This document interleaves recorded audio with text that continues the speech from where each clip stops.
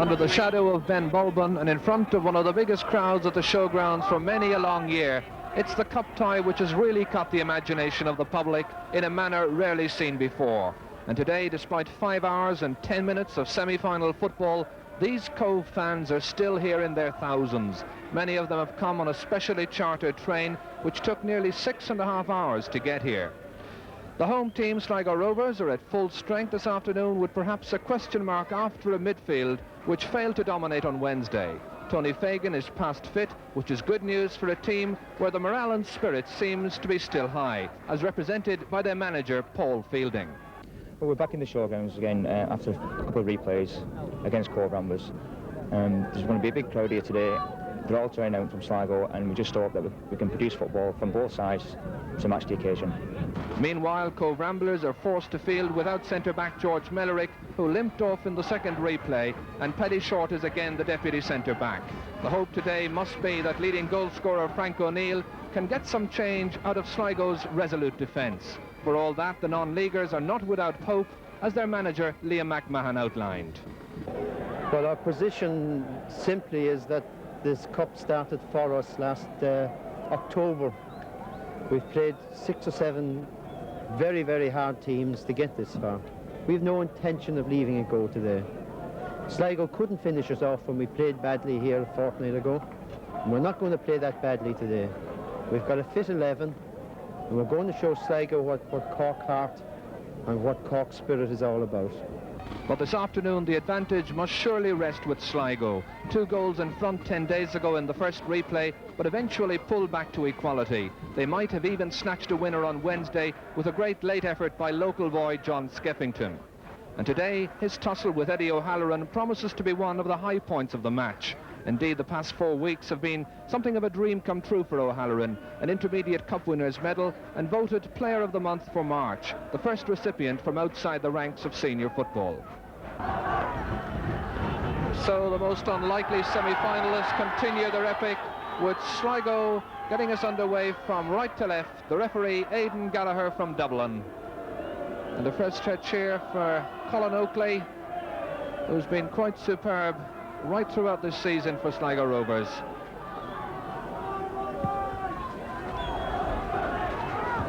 O'Leary jumping well, down as far as Fagan. Here's O'Leary again.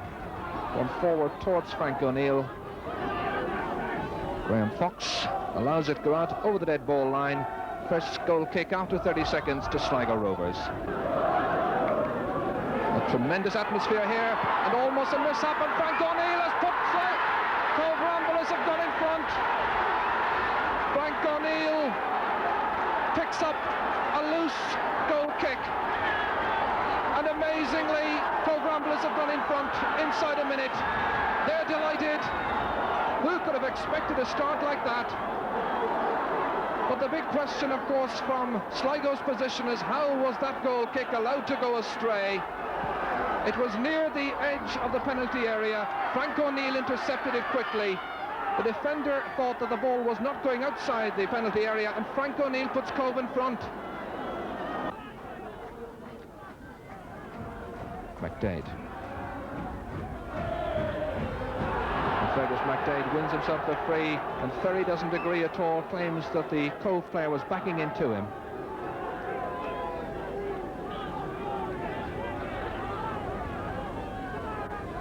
McDade trying to set up Frank O'Neill. Paul Crowley nipping in there, causing problems for Tony Fagan, but doing so illegally.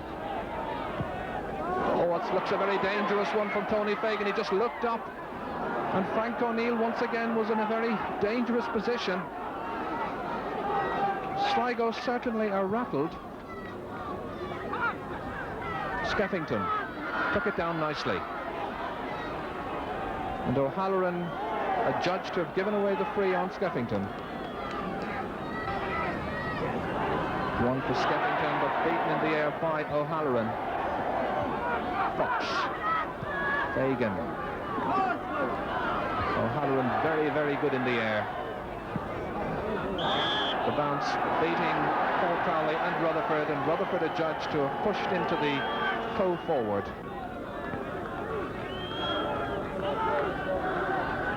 O'Halloran will take this free just inside the Sligo half.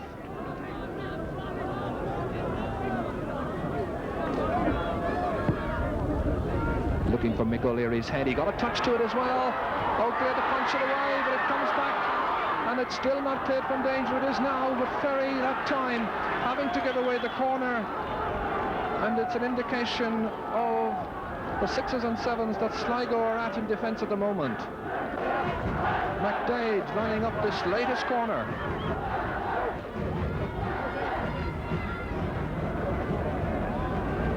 And gets another touch, and it's gone for another corner. This time the shorter corner as it's lobbed across towards that far post. The goalkeeper got a despairing arm to it, and it's gone for a third corner this side of the field this time, and O'Halloran that time up on the far post. And as usual, it's George Wilshaw who'll curl it in with the aid of the breeze. The goalkeeper got a touch to it. It's gone out over the far side. Dade's throw. Paul O'Neill. And McDade adjudged to have been fouled that time by Savage. Paul O'Neill holds the left arm. That's Frank O'Neill's brother. As Wilshaw curls this one forward towards Mick O'Leary's head, who connected well. Frank O'Neill in on top of Oakley, and Stenson eventually giving it back to his keeper. But there, even in the last 2 minutes, an indication of just how persistent the Cove Ramblers attacks can be. Norton beaten by Elliott. Another good run here as the keeper's advanced. That's a cheeky little lob which has just bounced to the right and wide. Marvellous run by Harry McLaughlin, beating the defence, slipping by the offside trap and lobbing it to the right of Keating, but just outside. Stenson beaten by O'Leary as it comes back to Paul O'Neill. Square ball coming back to Sligo, and MacDonald putting it out over the sideline. The breeze is making a difference with 29 minutes gone in the first half, and Cove still leading. This time one of the Cove players down injured, looks like Liam Norton, but he's fit to take his place, and play will resume with this free to Cove, short, away towards O'Leary in the air once again. Got him down beautifully was Colin Oakley. Colin Oakley making a very fine reflex save.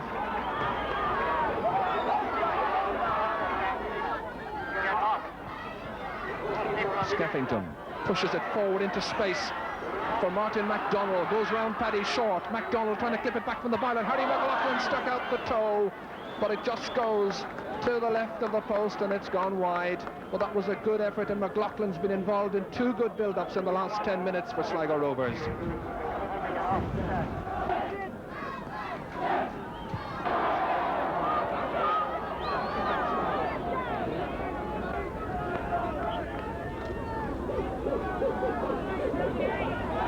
Ferry for Fagan as Paul O'Neill was coming in.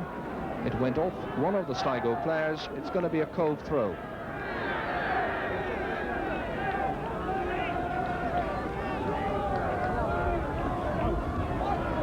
Crowley trying to round Ferry and doing so well. Frank O'Neill at the far post, beside him is Stenson. It is taken from defence by MacDonald, who run into a very heavy challenge from Mick O'Leary. O'Leary becomes the first player to be booked with 8 minutes to go to half-time.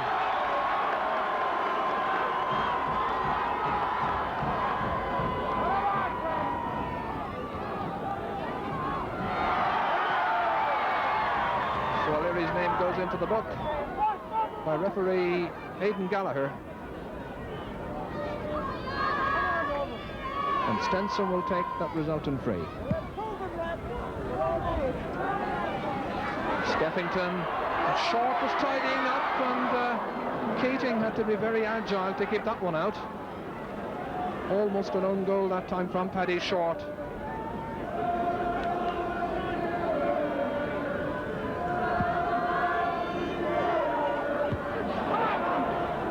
Ferry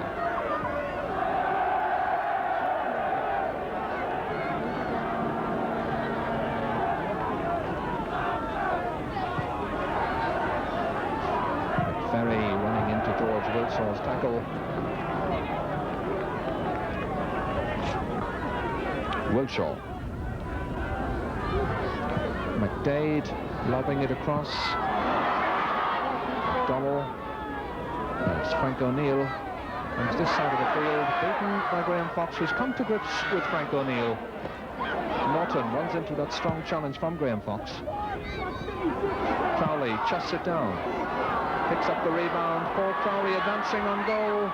Going by, trying to clip it past. And it gets a touch and it's taken off the line. Frank O'Neill, is it in there? It's the second goal. Frank O'Neill, who scored after a minute, puts Cove into a very strong position with 6 minutes to go to the break. And once again, it was a complete mix-up as Paul Crowley came forward, darted in well, got across the round, and Frank O'Neill was on hand to touch it in for number 2. What a goal position it is now with Cove Ramblers 2 in front, coming up to the interval. Can the non-leaguers make it to the cup final? They're in a very strong position now. McDonald, what can he do for Sligo?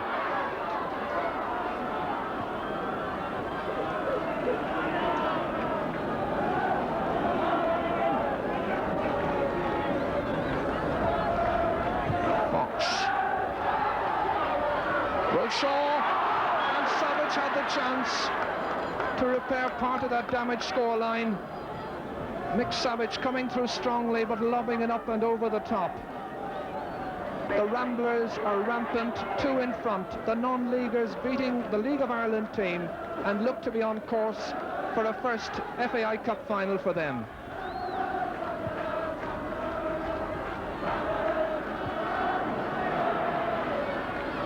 Berry miscues. Paul Crowley cuts it back nicely. And it's MacDonald who's forced to give away a corner. The confidence in the Sligo team is now completely shattered. A big occasion for the Sligo club and for the Sligo people who've supported football down through the years as Frank O'Neill swings this one over. It gets a touch off one of the defenders. It's gone for another corner. And those Sligo supporters, great football supporters down through the years, and a most hospitable people as well. O'Neill keeping the pressure up as Paul O'Neill was coming in. McLaughlin, Fagan,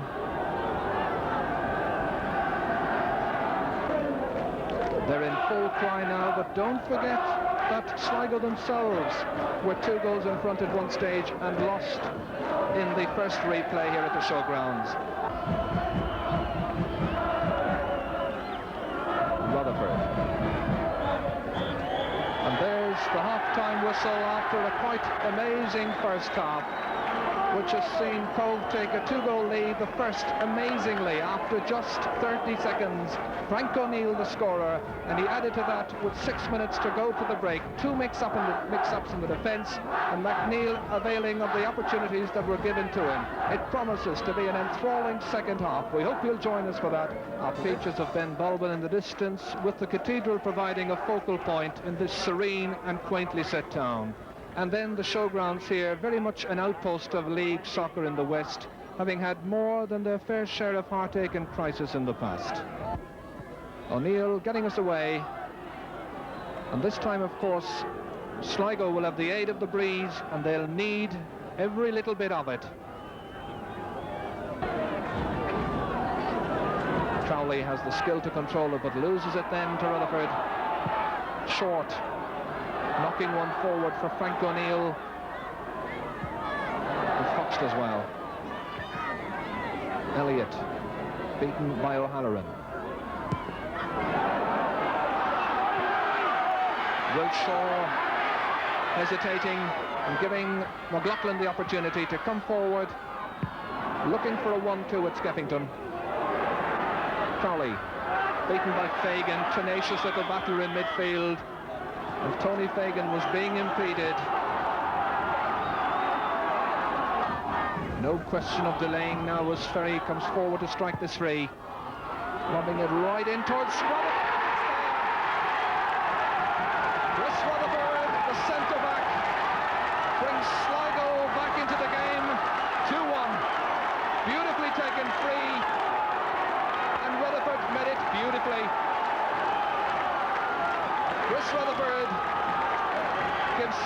some hope. The fans are delighted with that. And now the pressure is back on Cove Ramblers. Sligo are not out of it yet. What a start to the second half. That goal coming after 3 minutes. And a marvellous cup match this is turning out to be now. And both these teams, of course, have been playing for nearly 6.5 hours.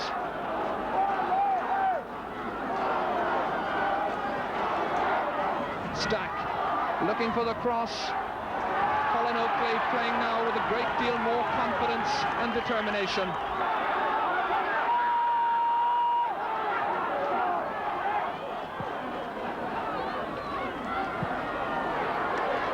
McLaughlin wins that challenge with Wilshaw. Skeffington sets up Savage, trying to get it back from the byline. And a very good tackle by George Wilshaw on Savage. That was the kind of position Cove were in when they got their second goal. It's a corner to Sligo.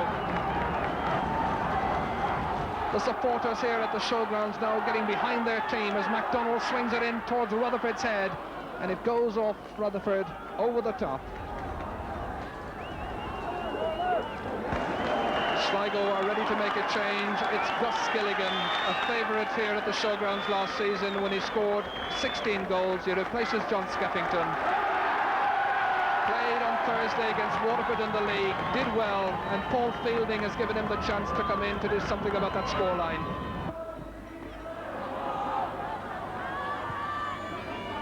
McDade. Outside him he's got Paul O'Neill. Paul O'Neill has the chance, and it just went dangerously over that crossbar for Sligo. An inch or two lower, and Paul O'Neill might well have put Cove into a 3-1 position. The referee in the centre of the field giving attention to one of the players.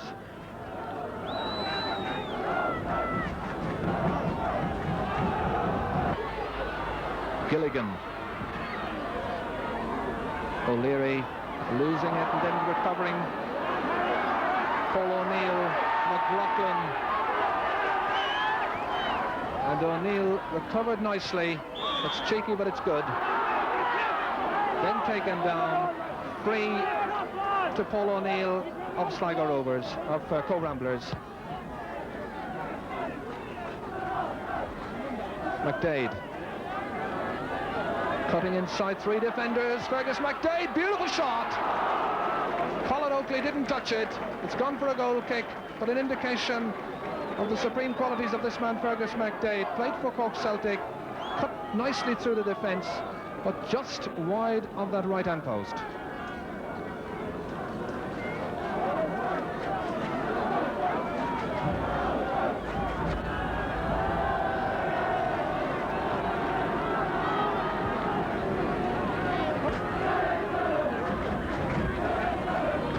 Crowley, he's got such good skill, going by Stenson as they look for a third goal, which might surely wrap it up for them. Stack, handball that time by Norton, spotted by the referee. It gives the free to Sligo as Norton charges back to pick up Andy Elliott. Fox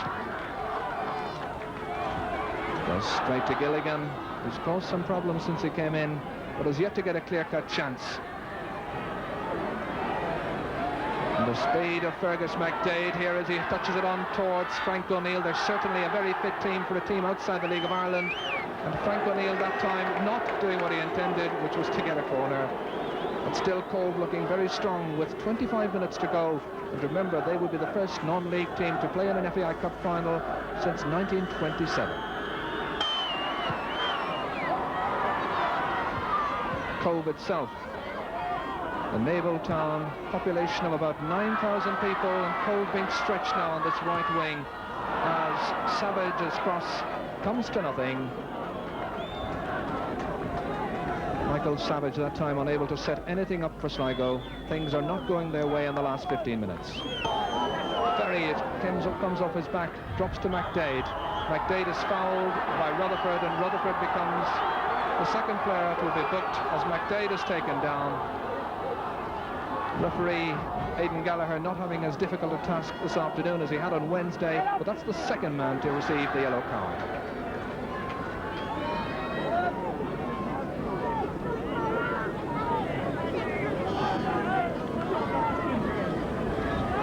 McDade is on his feet. He came into this match with a damaged left leg, but he's done pretty well. Paul O'Neill curling it in. Two defenders getting in one another's way, but it comes out as far as Savage. The referee was thinking about giving Sligo the free, gave them the advantage instead, and that's very sensible. O'Leary heading it up onto the roof of the stand. Paul O'Neill going back to mark the other number 8, Mick Savage. Elliott. And Elliott wins the free off Norton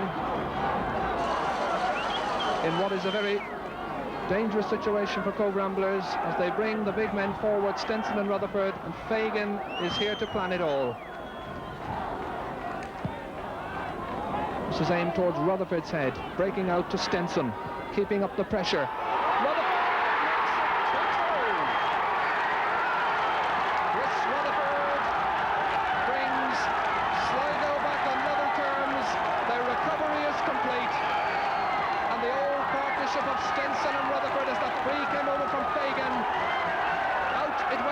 Stenson, who lobbed it in, and Rutherford planted it in the corner. It's 2-2, thanks to Chris Rutherford, the Sligo centre-back. Now it's the turn of the Sligo supporters to be ecstatic, with 21 minutes remaining. And these teams, with never very much between them at any stage, back to equality again. Will it go to extra time for the third time?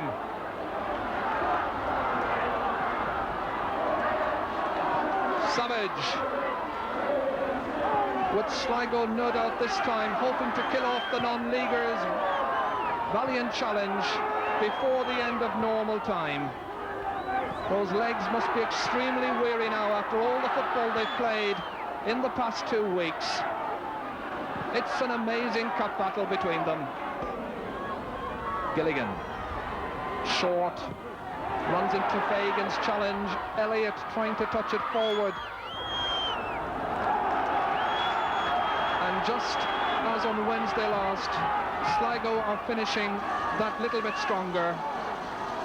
The non-leaguers' challenge isn't quite as strong as it was at the start of the first half. Fagan. Rutherford has stayed forward as O'Halloran gets it out to Paul Crowley, who hasn't been quite as much in the match as he might have been in the second half. Being closely marshalled by Harry McLaughlin.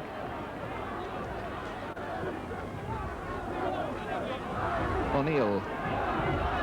Will Shaw slipping it forward from Mick O'Leary. A chance to put Cove 3-2 in front. It comes off the goalkeeper and it's gone for a corner. And two of the Sligo players colliding in that movement. One of them is Stenson, the other is Savage. And Stenson looks to be in an awful lot of trouble. A most dangerous break that time, just when we were writing off Cove Ramblers' challenge, and Mick O'Leary, his shot coming off the goalkeeper.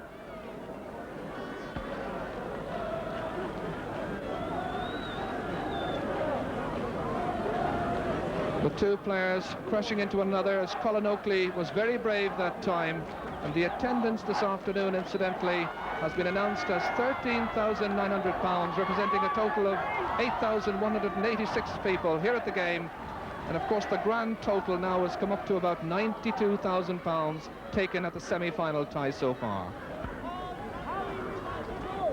Savage is okay on his feet, and Stenson, who's pretty difficult to keep down at any one time, he's back as well, a little shaken, but back to take up his position for this corner.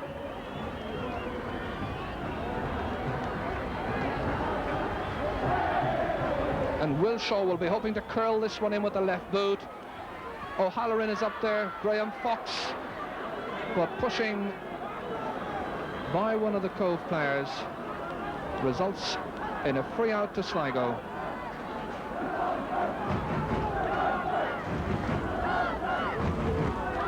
Stenson back on his feet, and this time it's Eddie O'Halloran who's gone down injured. Remember that Cove have already lost their regular centre-back, George Mellerick. If they were to lose Eddie O'Halloran as well, with 11 minutes remaining, well, it really would be very difficult for them.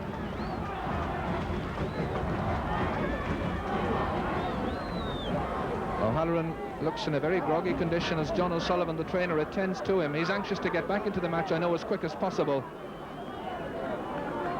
But certainly he looks shaken. And they're calling for attention. At least that seemed to be the signal from John O'Sullivan. He may have broken a tooth. Back with the match. O'Leary, who's taken up a centre-back position in place of O'Halloran. And Sligo keep up the pressure. Fagan getting it across towards Rutherford, and Keating makes a very brave save. Keating, the young 18-year-old goalkeeper, and it's expected, of course, that he really will have a very big future, possibly in professional football. The referee calling on Eddie O'Halloran, who's fit to take his position in the back four. And there he is, running in to the centre of your picture, shaken, but taking his place nonetheless.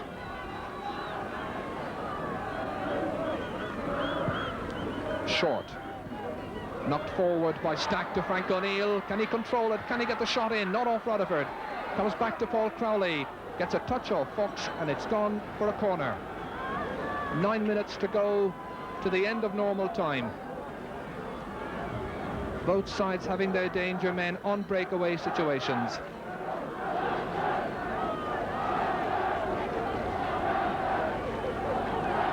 And again, the corner being taken by the left back with the left boot in order to bring it right in front of the goalkeeper. Rutherford jumps highest, comes out to McDade. Not quite able to get it over to Wilshaw as Fagan was nipping in. And Wilshaw has come out worst in that little tussle.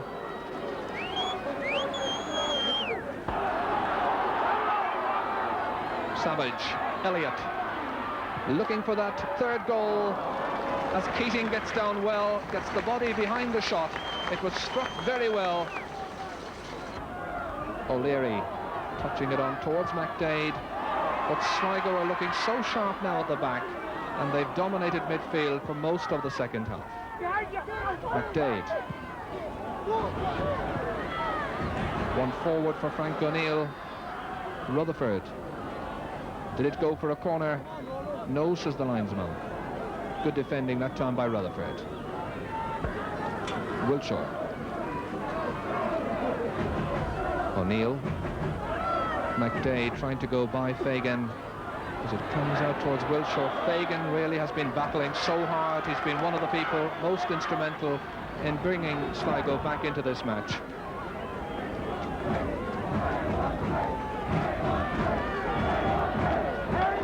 And this time it's the turn of the Sligo fans to chant "We want 3." Ferry. O'Leary. Rutherford, who scored the 2 goals for Sligo Rovers, up towards Gilligan, and Keating's handling was safe. Gives it straight to Savage. McLaughlin back as far as Ferry. Once again a searching ball headed away by O'Halloran, only as far as McLaughlin. Fagan picks it up, chips it forward. Keating has advanced, punched it away, but only as far as McLaughlin. He was impeded. The referee's whistle has gone, and the referee is having a word there with Gus Gilligan. And Paul Keating will be mighty glad to see Eddie O'Halloran taking this relieving free with just over 5 minutes of normal time remaining.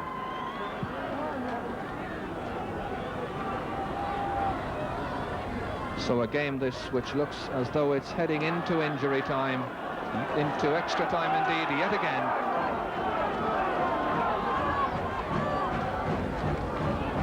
Gilligan. Can either side now come up with a last-minute dramatic winner? Ferry to McLaughlin, who's causing problems. This time the chip in towards Gilligan. It comes to Savage. Oh, what a winner that would have made for Mick Savage. As the cross came over, headed out to Savage, it fell beautifully for him. He struck it first time, but over the top.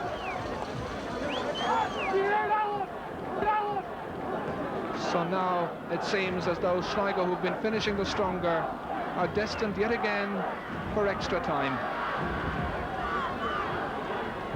Fagan towards Gilligan from McLaughlin, who's got loads of space and plenty of time.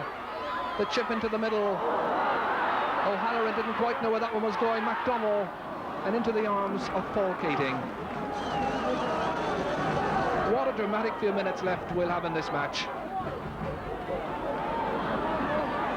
O'Neill calming things down for Frank O'Neill.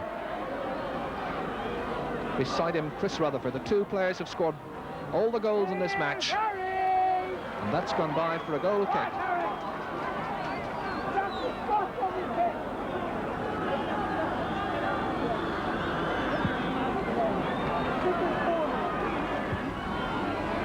O'Leary down for Liam Norton, picked up by Stack.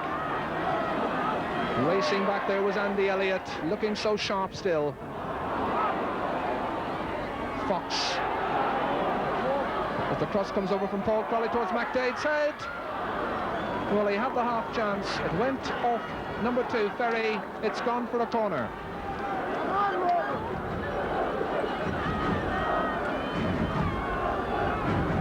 So 3 minutes of ordinary time remaining. McDade's corner kick. O'Leary didn't quite connect. It comes back to Eddie O'Halloran, waiting for his team to get onside. Towards McDade. Stenson's arm did seem to handle it, but the referee was on his blind side, didn't see it. This time it's going to be a free instead to Sligo Rovers. Stenson leaves it for Ferry, and we've just got 2.5 minutes to go. Lobbing it forward towards Gilligan. Touchdown for Savage. And twice, within the space of a minute, Mick Savage has had the chance to put Sligo into the cup final. And that time, he met it instinctively and put it just outside the post. Tremendous cup football. Sligo finishing very strongly. And this surely one of the games of the season, having everything that good football should have, and 4 goals as well. Rutherford advances with great confidence, and the usual lob into the penalty area. And it breaks out to Martin McDonnell, to feeding it to Harry McLaughlin, Fagan, Stack, Savage. As far as Gilligan, as they come in search of a winning goal. And really neither side should lose at this stage in the contest, and they won't, because the referee's whistle has gone. Even after 6 hours and 40 minutes football, the sides can still not be separated. It's 2-2 at the end of normal time. Frank O'Neill getting the Cove scores in the first half, and Chris Rutherford, who got the 2 Sligo goals in the second half, bringing it in to extra time. And of course, not a person has left this packed ground as both sides cling to hopes of a place in next Sunday's final. Into extra time, Cove have made a change. They brought on Ollie Devine, the fresh player, replacing Tim Stack. So Sligo get us away at the start of extra time. It'll be 2 10-minute periods to begin with, and then a second spell of 2 10-minute extra time periods, and dare I say, if they're still level at the end of that, it goes back to Flower Lodge on Tuesday. Wilshaw, McDade,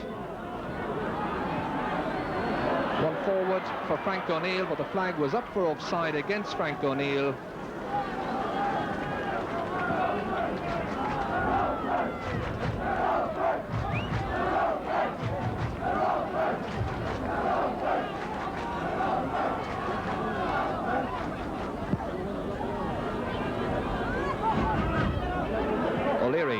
touching it down, but only as far as MacDonald. Andy Elliott here, and beside him he's got Liam Norton.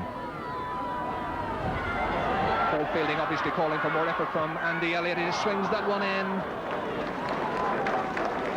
The approach was perfect, but not quite judging the angle to perfection.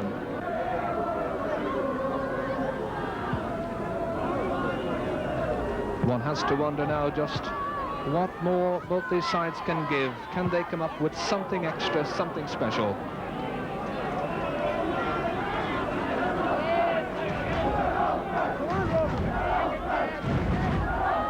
Devine. His very first touch is to play it into touch. Throw to Sligo Rovers. Chris Rutherford. O'Halloran in some trouble. It comes to Harry McLaughlin. Well, he had the chance. Caught it reasonably well, but it was always going over the top of the crossbar. Eddie O'Halloran, who must now be very tired indeed. Rutherford heading it down. Fagan letting it run loose as far as Paul O'Neill. Tony is beaten this time by Graham Fox. Devine. It's going to be a Sligo ball.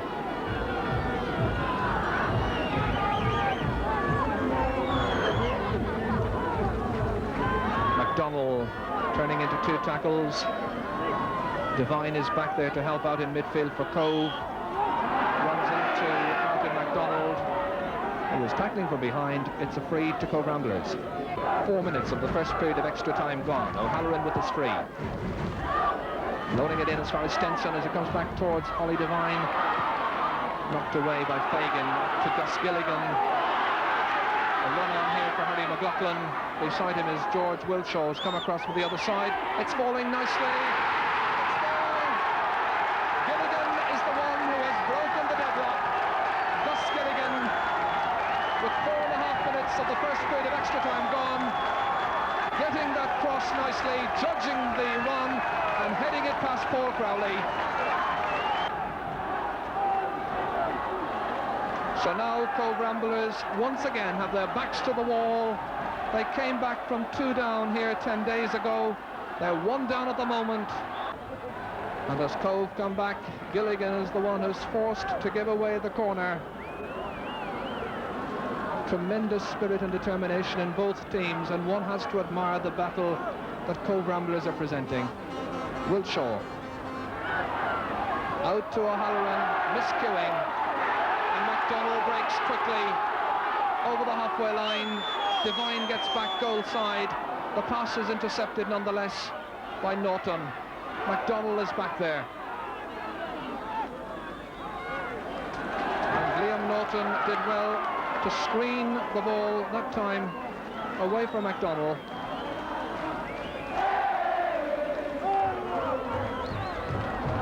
Fox.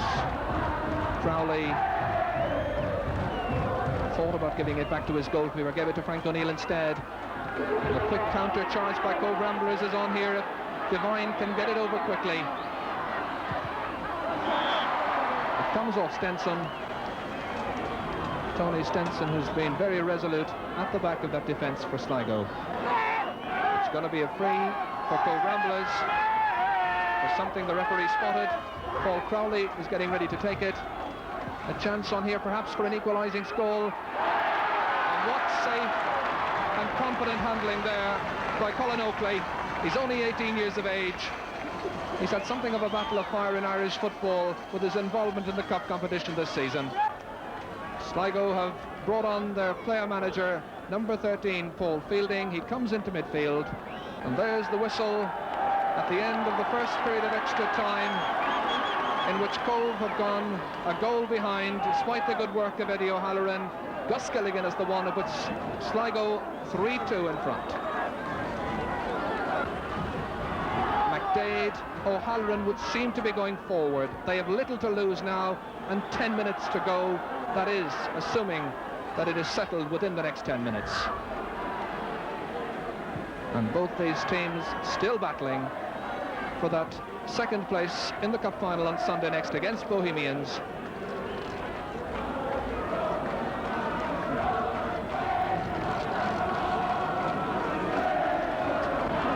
wonders whether they think Cove can get back in the match. Paul Crowley. The referee's whistle had gone. It's going to be a free to Sligo Rovers. Ferry's free, dropping right into the Cove penalty area. Towards Savage. Well, he takes up very good positions. That's about the third chance he's had in this match. But once again, the shot is not on target. And of course, the interesting thing about this match is that all of Sligo's goals have come from headers. And with the likes of Chris Rutherford and Gus Gilligan, they're so strong in the air. Fagan taken down by Mick O'Leary. They've had a very interesting battle this afternoon. And Tony Fagan, despite all the injuries he's had recently, he's really done his bit for Sligo Rovers. Ferry. Towards Gilligan again. Comes back into the centre as Keating advances very bravely and collides there with one of the Sligo players. But certainly that was very brave goalkeeping by Paul Keating, who had to come out, tried to punch it away, as one of the Sligo players was advancing on goal. Well, they may not realise the damage that could be done to their team, so if Chris Rutherford had to leave the park, but they're in very, very jubilant mood. And he gets a great burst of applause from these fans who've appreciated his efforts, and why wouldn't they? He scored the 2 goals that brought them back into this match and gave them life, and now he takes up his position in the centre-back position. Short to Wilshaw. McDade. Ferry cuts it out. Norton lets it bounce off his chest. Elliott touches it down. It was intended for Fagan. Comes to Wilshaw. Ferry and O'Halloran was in there lurking dangerously, and they were glad to get it back to the safe arms of Colin Oakley.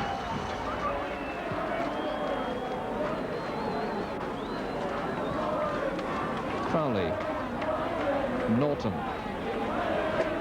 And now Cove are playing with only 3 players in their defence. They have nothing to lose, and they typify the spirit of cup football. But Andy Elliott might expose those gaps. Looking for a 4th goal, stopped by Wilshaw. O'Leary to McDade. Getting by Fagan, trying to go by Ferry. Fergus McDade, the Donegal-born player. Indeed, he's one of only 4 players not born within Cove itself, playing for Cove Ramblers. This drops to Mick O'Leary. Oh, it should have been the equaliser, and he knows it. That cross came over perfectly for McDade. It dropped to Mick O'Leary, and he put it just wide. So now Sligo just seconds away, it seems, from a cup final place. McLaughlin trying to set up an insurance score, perhaps. Content to hold, looking for that corner flag. Wilshaw's beside him. McLaughlin does well. The chance of a 4th score as it comes out towards Gilligan. Fielding, but the referee's whistle had gone. That'll be a free to Cove Ramblers.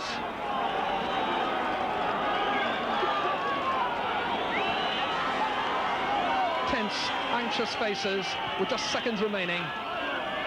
Rutherford, bandaged head and all. Fielding drives it through the centre. What a good ball that was from Gus Gilligan, out as far as Savage. But he runs into a strong challenge, and Paul O'Neill eventually gives it away to Harry McLaughlin, trying to get by Wilshaw. And the referee's whistle is gone, and Sligo have made it to the cup final at the end of a titanic battle. The supporters stand to Chris Rutherford, who scored 2 goals in the second half, brought them back into what was a tremendous match. What a pity there had to be a loser. So it's a 6th cup final appearance for Sligo, while Cove can reflect on what might have been, having provided us with magical moments to remember from this year's cup campaign. Disappointment, of course, for the players, and emotional sadness for the supporters, who brought back the colour and excitement to cup final, to cup football. It's been pretty gruelling. We enjoyed it. I think we did ourselves and the club great credit. And we feel that in the dressing room the feelings are that if you're not prepared to lose, you shouldn't be in these things. We've had our run. Our congratulations to Sligo, sincere congratulations to them. I think that both teams have had great fun out of this series, and they're really, for our sake as well as for Sligo's, I hope they win the cup now. I think it would be nice just to see a change, you know. At half-time I thought we were gone, you know, but I think the crowd roused us up, and when we got a goal back, I just kind of sensed that we were going to come back, you know, and get a draw at least, and then probably win it in extra time, as it did happen. And how do you feel now? Oh, I'm feeling delighted because, especially for the town and